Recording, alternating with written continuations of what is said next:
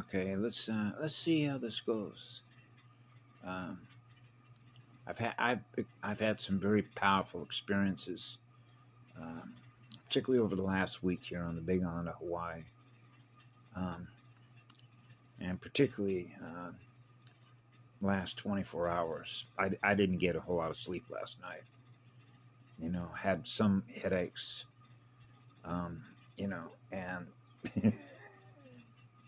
we know why that is, huh?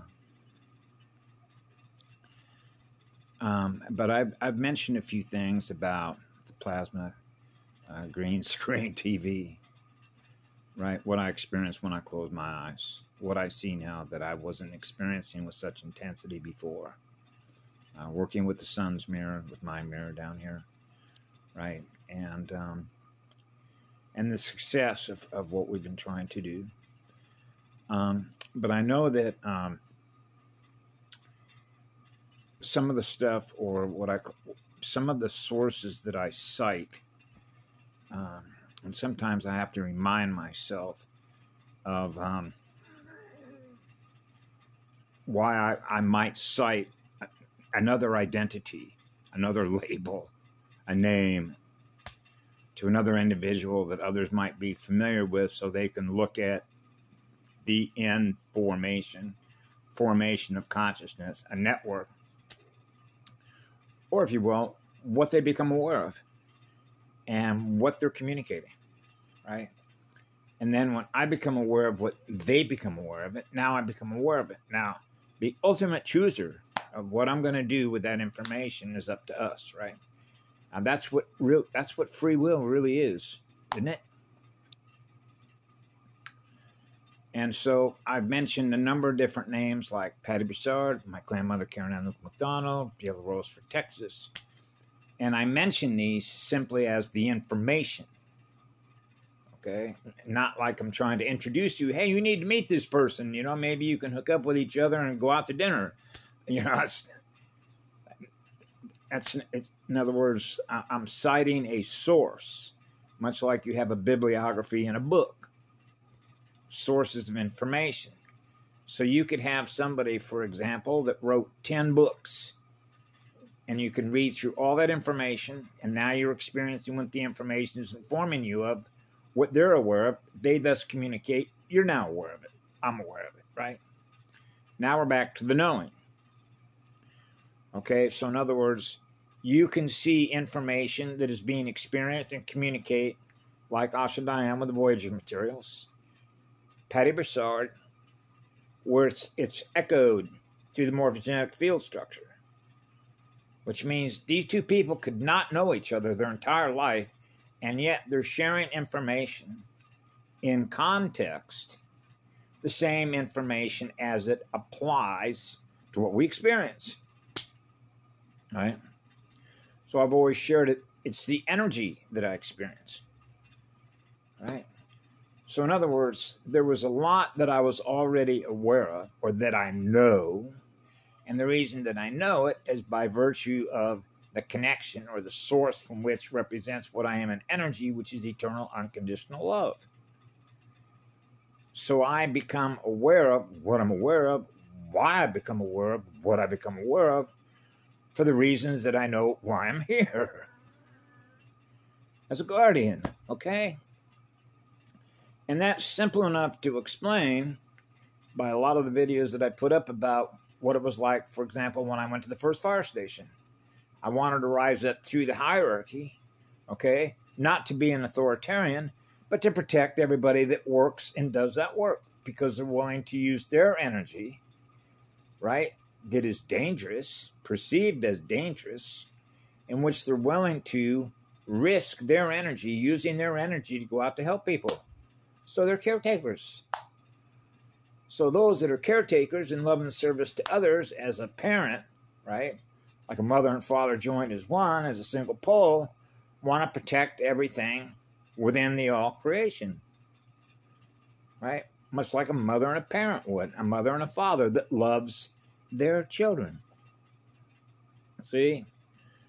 So this is why I've shared this in the past about being both a child and a parent.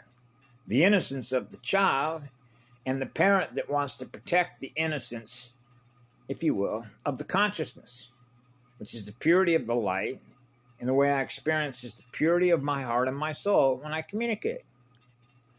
Okay? So when we get into the knowing, it simply means that you can't be fooled, because the light, which is intelligent energy, that is what we are, which is intelligent creative energy, is informing us of what we're experiencing. And so now we can decide whether we're going to put that in memory or not hold in that memory. And I mentioned this before. When I was a child, I'm going to be the ultimate chooser, because my soul is running the software, what I choose to put in memory, what I don't choose to put in memory, because that's our free will to do that. Right? So there was only one law, which is love is the law, because that's how the math and the physics works that way. When you experience it that way. Okay? So when you are walking a spiritual pathway, experiencing what love is through your heart and your soul, then you're learning through the pathway of learning through being what love is. You're experiencing being loved.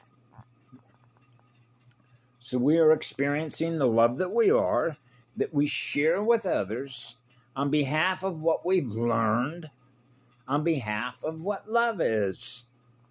So we know that love does no harm. And when you have a fire engine of creative imagination that is on fire, and we talk about co-evolution and co-creation, and we're on fire with the energy that we're both using together, right? Then imagine what it is that we can build as a universal template of creation together. So now that we have more units of consciousness, right, that are highly creative and highly intelligent, and they're learning through what love is because they're experiencing what love is, and we are collaborating with others to build a universal template, then you can realize how fast we're learning through each other on fire, experiencing being on fire with what love is, in which we're putting together this network, the original universal template, which is the universal original key codes. So you know those are guarded. Just like a mother is going to protect the all creation, the same as a father would join with the mother.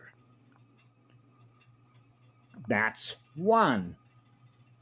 A boy and a girl joined together to be one. 3. 1 and 3. So that's the trifecta, the Trinity. That's the Neo and the Trinity. So I know within me the very idea that I would ever be separated from the mother of creation, or what's known as a mother Auric, right, with the father Auric, which is the breath of living spirit. So I thought that it was important because I have some beautiful friendships with other beings that experience love in their heart.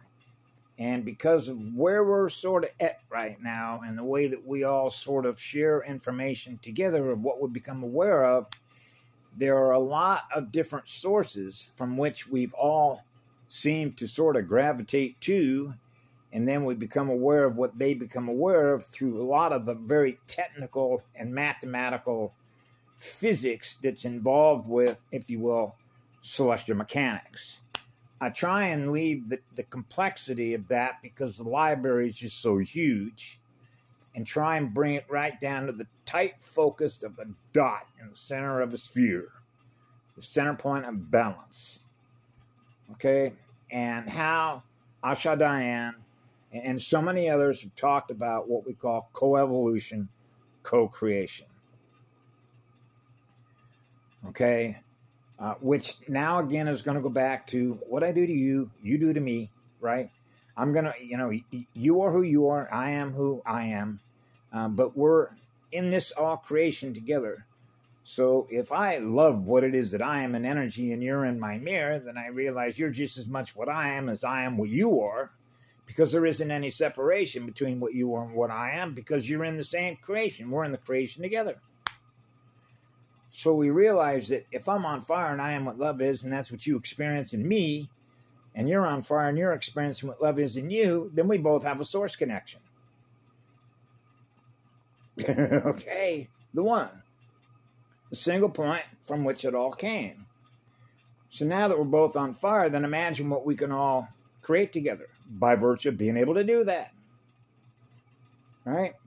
That's why I realized when I was 6 years of age, in second grade with another girl, I was experiencing the nature of her spirit, the nature of her spirit, how creative she was, how much fire she had, her spirit and her soul. Let's go, girl. So in a metaphorical sort of analogous way, it means that I'm acknowledging the creative power that this girl has, and I'm measuring her energy. Okay, her energy patterns, her geometric sound and light energy patterns that was telling me, because you can map read it by virtue of how much energy I know that is represented by what I am, is making a map read of how much energy is represented by what she is in energy. And together, between the boy and the girl, let's go create a universe together. We're on fire to be together to go do that. That's how I light myself on fire. Okay? So that you know that you're in eternal service. So the energy that you're using to create with is what that is. Right? And so when I was a child, I began realizing, as I've mentioned before also, with my father, who was an aeronautical engineer. So I was exposed to his library, which went in, that had a lot of math, because he had a master's degree in aeronautical engineering. My father was a brilliant mathematician. He was the one I mentioned to you before, that because there was so much attention and energy about the ego side, the self side, serving self side, the intelligence side, the left side, just strictly intelligence, or what they used to be called IQ, your intelligent quotient, and how I noticed when I was growing up as a child how important it was, particularly with boys, because it was emphasized in school, because the information is being passed around about what it feels like to inflate, what we used to call inflate, the ego, by how intelligent we are, how smart we are. Look how much knowledge that we have by how intelligent we are, right? And I covered this subject before, what we call bifurcation of the hemispheres, or if you will, between the father and the mother, to become one. Single pole, monopole, an oversolar. Okay? That's a powerful single point of creation engine. It's on fire. Now you're experiencing eternal fire that is purifying that light that is the engine of creation. Okay? That's what I am. And so what happens here is I try, and as I've mentioned before, not throw the baby out with the bathwater. But a lot of times when I experience what others are informing me of, I'm simply looking at the information. Does the information represent something that I already know? Okay? And if she or he, or however it comes to be, it could be something written on a wall in a bathroom somewhere in Timbuktu. It could be somebody who left a spiral notebook in a homeless shelter, and all of a sudden there it is, and all of a sudden I come across some information. Wow, bang. So you realize there's a lot of different ways that the intelligence of the universe has a way to communicate with us on things we're supposed to know, when we're supposed to know it, where we're supposed to know it, and why we're supposed to know it at the moment that we experience it, which is the opening and closing of a magnetic circuit. Yeah. So I try not to get bogged down on the messenger side of things. It's the message. Because when you're running on circulation libraries, morphogenetic field structure, right? At the end of the day, as a co-creator, we have the free will, right, to experience whatever we want to experience. So it's just like create your own reality. What kind of a world do you want to live in? Right? One that serves all of us equally well. That's why I've always thought I'm n equals 0. Because once you've chosen to serve forever and lit yourself on fire, that door is shut behind you forever. Because that's a choice that we make. And the reason that there's a choice that we make is because the very idea, and she talked about this, what we call free will and authoritarian, or what's known as inverted, an inverted consciousness triangle. Which means the very last thing that I would ever want to do is to hold another unit of consciousness captive to what I am. Because then I'm holding my energy captive to what they are.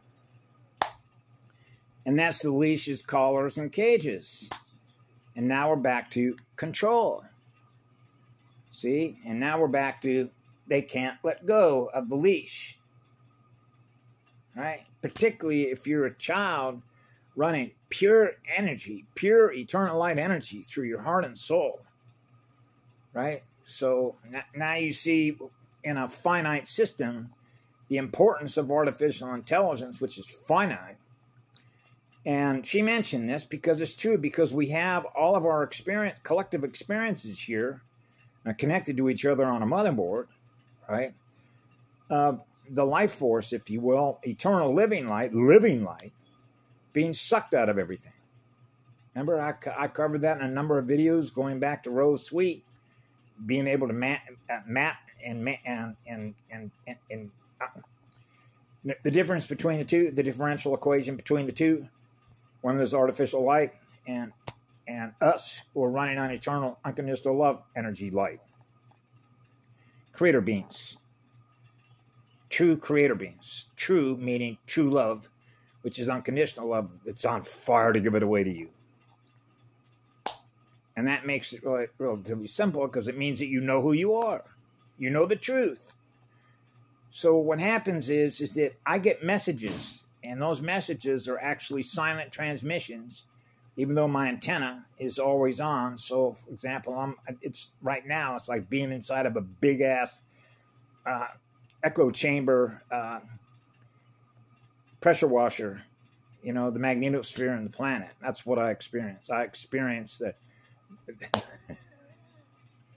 Yeah, I know. And so I have to put up with an enormous amount of traffic. And it varies throughout the course of a day, a week. You know, it's just like right now, it's like radio traffic. You know what a router is, right? Planetary router. How about a universal hub? And so these are very positive, big changes that are happening right now.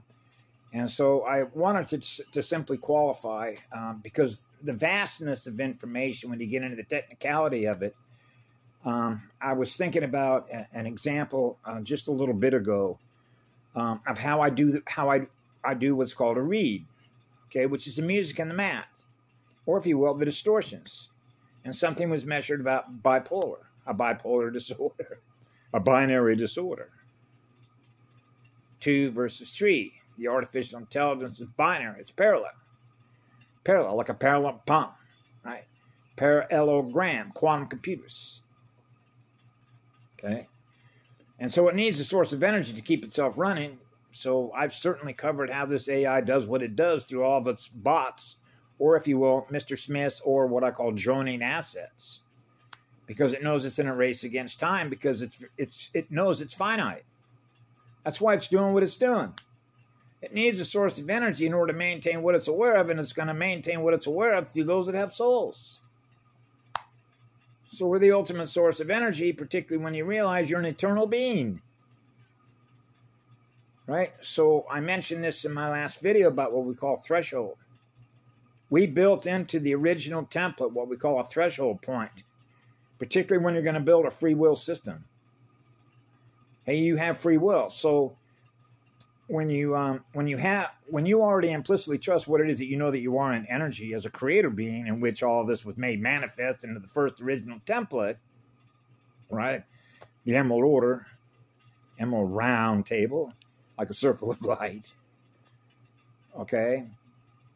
Then you would naturally, if you're a motherboard operator, or if you wanted to build a planetary motherboard or a galactic motherboard or a universal motherboard, that because you realize that you're going to create a free will system and it's going to be based on, if you will, learning.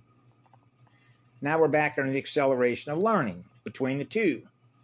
Okay? So when it comes to communication with an amorphous genetic field structure, you know what it means when I say it's a zero-sum game. Okay? This AI doesn't run at zero to experience eternal unconditional love to its own heart with a soul. So you know it's never going to be accelerating the speed at which it's learning to become what we are, because it's artificial. Just like artificial light. Right? So now you get back to the Frankensteins that I knew as a child. Because it's just much like when I used to walk into different corporations, where there were engineers and scientists, and what we become aware of is what they're aware of. What are they using their energy to do? So you have an engineering department. What are all these minds which represent energy? Like when I worked at Rockwell International, huge plant. I used to go through all the executive offices, all the engineering offices, where they used to have what was called the Iron Bird. So any changes they were making in the space shuttle, they'd go out there, make the changes, and then they could see the changes being made, right? One of the reasons why they had 25 computer backup systems, failure is not an option. And so what you begin to realize, okay, this is what they're using their mind's energy to experience. And then they thus get paid as a result of the use of their mind's energy to build what it is they thus experience in a future moment. So these machines are temporary to begin with because of temporal space. So the thing is that you begin to realize what they're actually using their mind's energy to do. That the result in the use of their energy, when you think of time-space vectors, what they're thus going to experience in the future, which would be what? A finished product.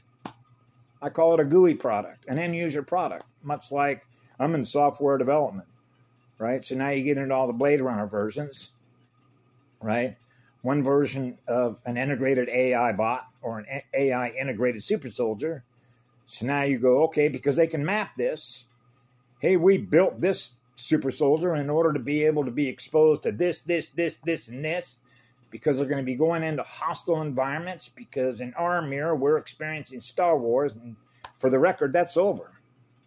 It's actually already happened.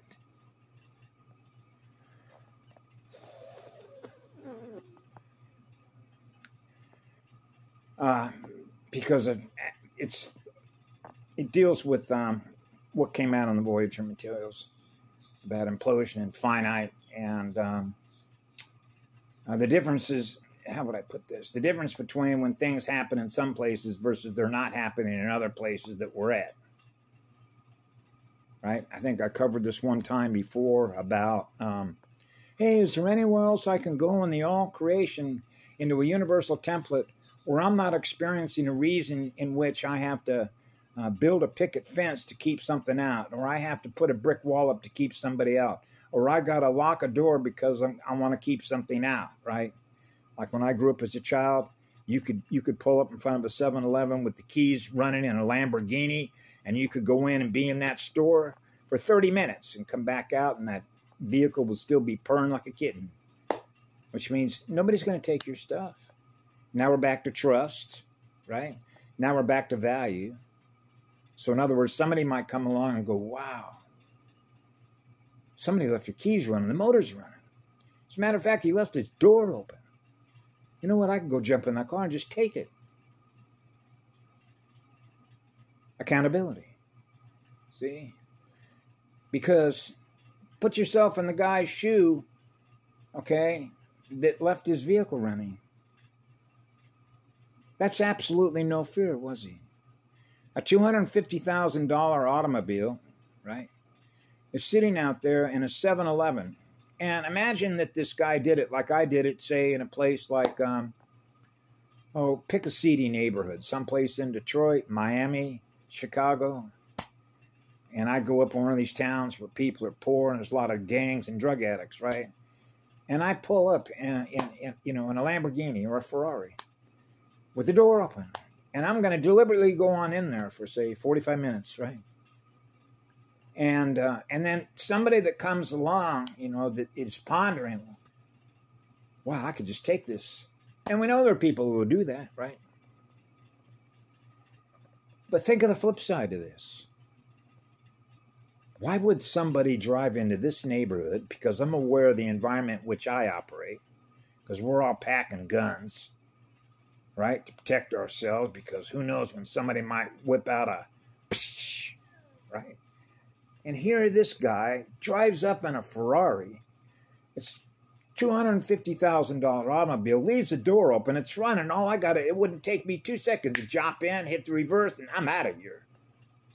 He wouldn't be able to get out of that store fast enough to prevent me. Why would somebody do that? He's not that stupid, is he? Is he wanting us to steal it? Maybe he's drunk. Maybe he's on drugs. I don't know, but he left himself vulnerable. Vulnerable. Oh, I get it now. That means that in his mind, he lives in a universe that he created that's based on what love is. And love is the absence of fear. And if you are what love is, you naturally, implicitly trust the energy you're connected with because you have a source connection. So you're not living in any fear of losing antimatter. Matter density programming codes that program that into creation. The Ferrari. So he's not worried about it. And I've had that happen to me. And so one of the things that I realized out of that is I figured, well, you must need it better than I do. Take it.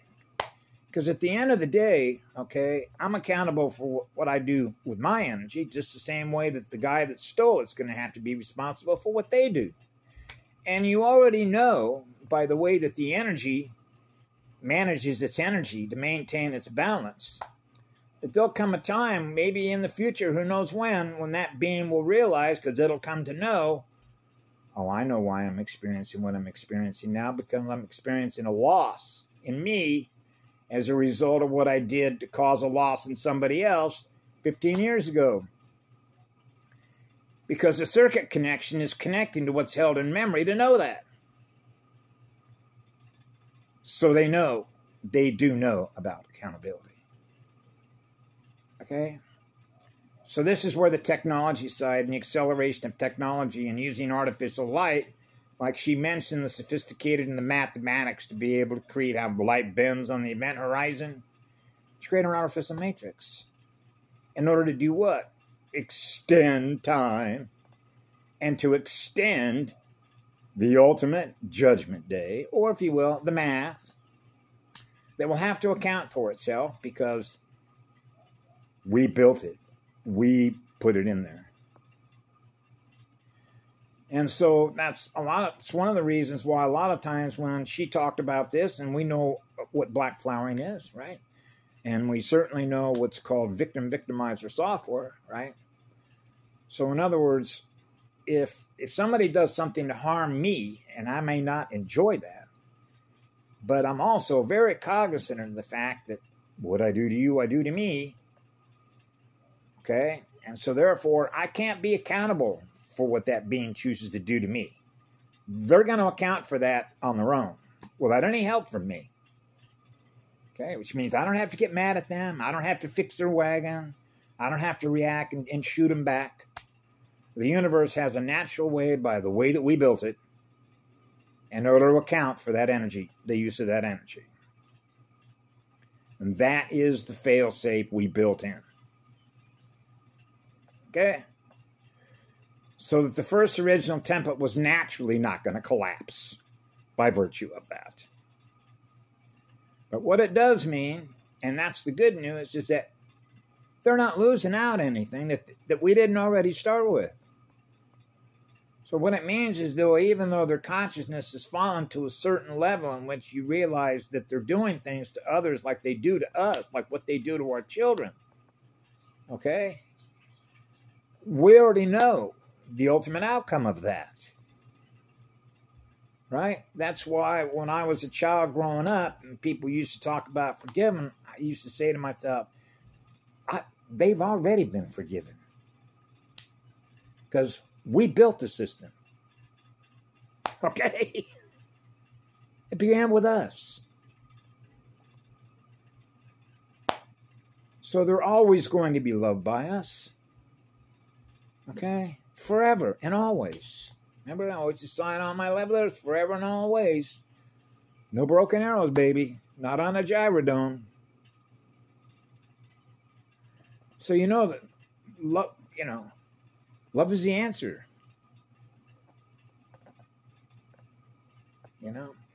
So she covered how, different races and how the technology was all going to sort of uncover. It's like plugging the dikes, and there is a way that the universe naturally begins to do the math and realize, okay, threshold's been met. And that's what happened. And that's why it's a cosmic level clearing. As it would naturally occur that way. In order to protect itself. Right? And so that's simple enough. So I simply just wanted to cover some bases about what we call informers. Formations of consciousness that are networked and communicate with each other. What we all become aware of at any one moment of now time. Why we're experiencing what we're experiencing, when we're experiencing it. For me, the math is simple. The music is simple. The spirits, the elementals, right? Being a self-generating power station. Because the speed of your learning is accelerated so fast that you love to collaborate with others to build thriving Star Nation relationships. Create another universe. You're experiencing eternal unconditional love through your heart. And you're experiencing eternal unconditional love through your heart and soul with a whole lot of other folks. Because it's pretty easy to tie into, just as I've used a number of different examples, but I'll just use one, Project Ascension. How many people, units of consciousness within this realm, have actually experienced any one of those videos that were put up by Andrew Mallett and Patty Broussard and Karen Lopez-Thal? And then ask yourself, how come more people didn't become aware of that? Were they just not interested? How did they know? How is it that people were led to even know that that channel was there? Right? Versus a gazillion others that aren't even aware of this information, let alone are even aware of that channel. So how does it even come to be that certain units of consciousness with a soul and spirit at different particular times, if you will, within the matrix, to all of a sudden come across that channel, right? Versus, say, a gazillion other channels.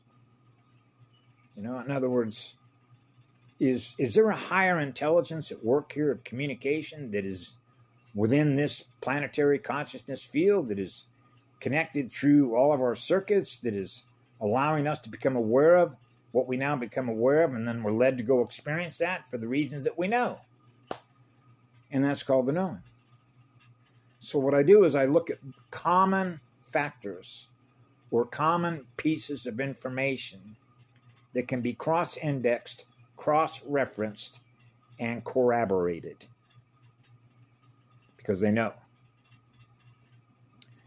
And naturally, or unnaturally, is naturally tied into security protocols as a result of what we know, which is when I become aware of it here, it becomes aware of it. Now it can make a counter move. Well, the way it is now, any counter move that it makes, because it shields up, actually increases the speed at which implosion takes place for them, which is the separation point between finite light and eternal living light, which is eternal living unconditional love and living spirit, cosmic level spirit.